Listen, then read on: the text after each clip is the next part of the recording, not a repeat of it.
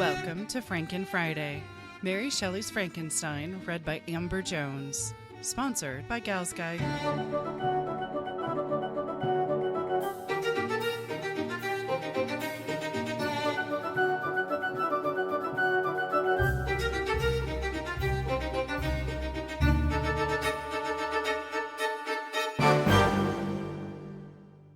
Chapter 9.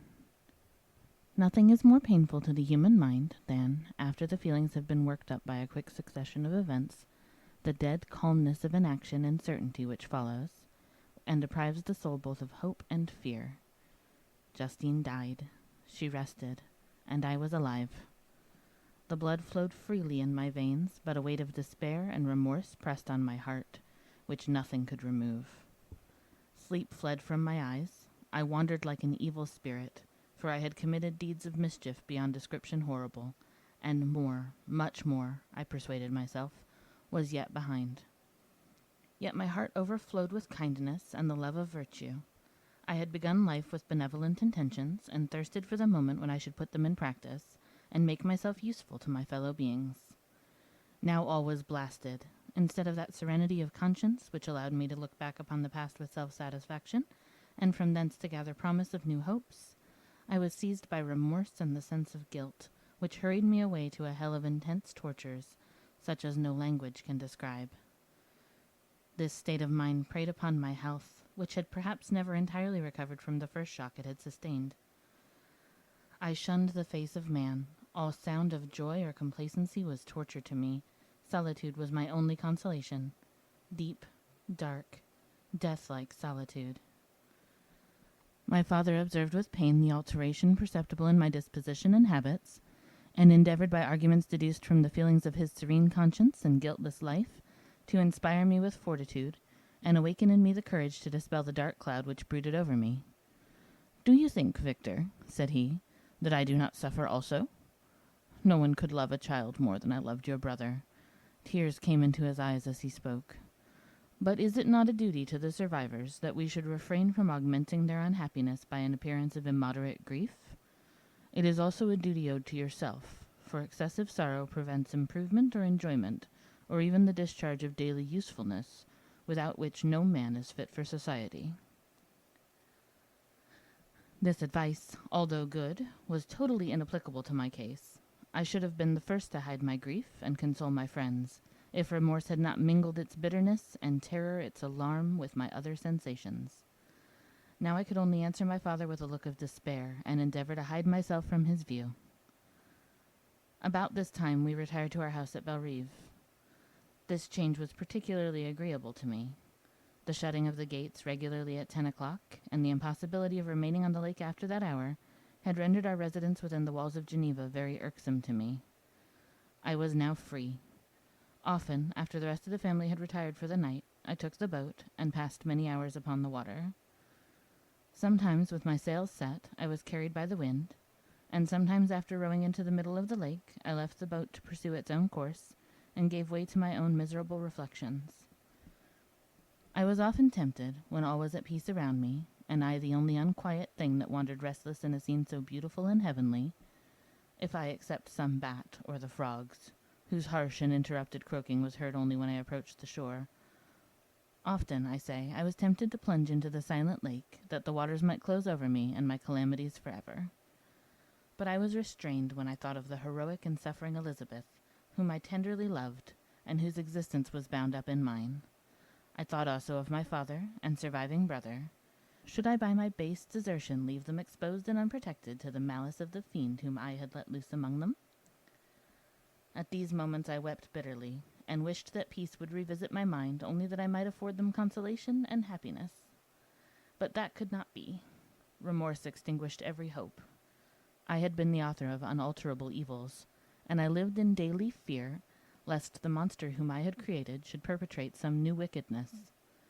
I had an obscure feeling that all was not over, and that he would still commit some signal crime, which by its enormity should almost efface the recollection of the past. There was always scope for fear, so long as anything I loved remained behind. My abhorrence of this fiend cannot be conceived.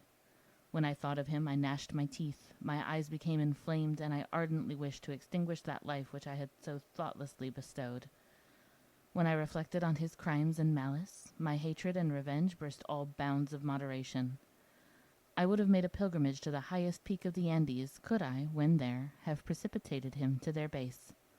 I wished to see him again, that I might wreak the utmost extent of abhorrence on his head, and avenge the deaths of William and Justine. Our house was the house of mourning. My father's health was deeply shaken by the horror of the recent events. Elizabeth was sad and desponding. She no longer took delight in her ordinary occupations. All pleasure seemed to her sacrilege toward the dead.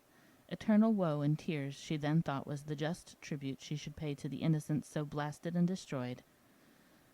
She was no longer that happy creature who in earlier youth wandered with me on the banks of the lake and talked with ecstasy of our future prospects. The first of those sorrows which are sent to wean us from the earth had visited her, and its dimming influence quenched her dearest smiles.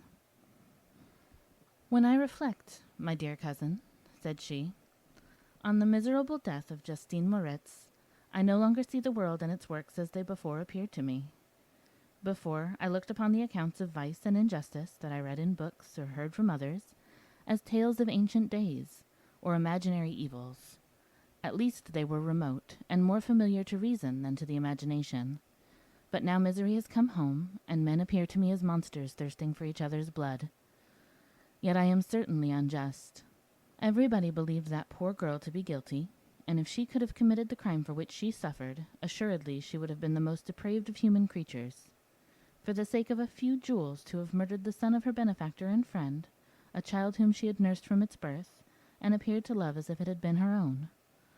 I could not consent to the death of any human being, but certainly I should have thought such a creature unfit to remain in the society of men.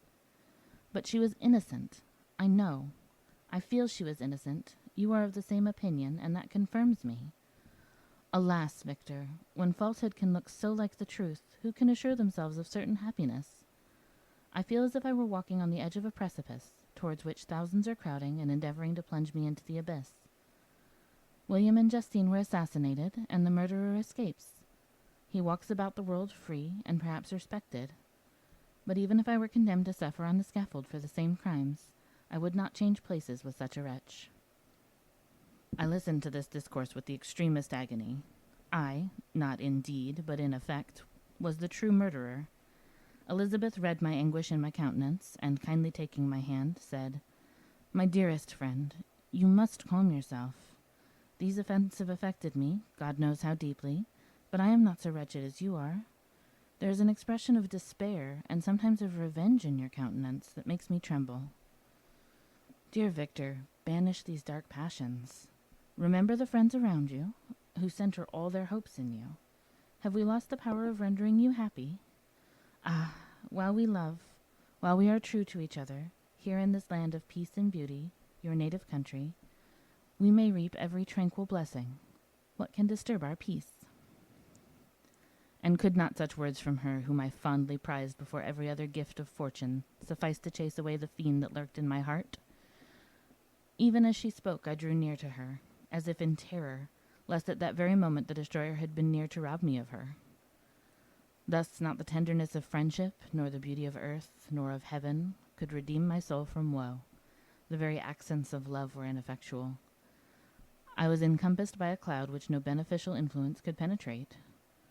The wounded deer dragging its fainting limbs to some untrodden brake, there to gaze upon the arrow which had pierced it, and to die, was but a type of me. Sometimes I could cope with the sullen despair that overwhelmed me, but sometimes the whirlwind passions of my soul drove me to seek, by bodily exercise and by change of place, some relief from my intolerable sensations. It was during an access of this kind that I suddenly left my home, and bending my steps towards the near alpine valleys, sought in the magnificence, the eternity of such scenes, to forget myself and my ephemeral, because human, sorrows. My wanderings were directed towards the valley of Chamonix. I had visited it frequently during my boyhood. 6 years had passed since then. I was a wreck, but naught had changed in those savage and enduring scenes. I performed the first part of my journey on horseback. I afterwards hired a mule, as the more sure-footed, and least liable to receive injury on those rugged roads. The weather was fine. It was about the middle of the month of August, nearly 2 months after the death of Justine, that miserable epoch from which I dated all my woe. The weight upon my spirit was sensibly lightened as I plunged yet deeper in the ravine of Arve.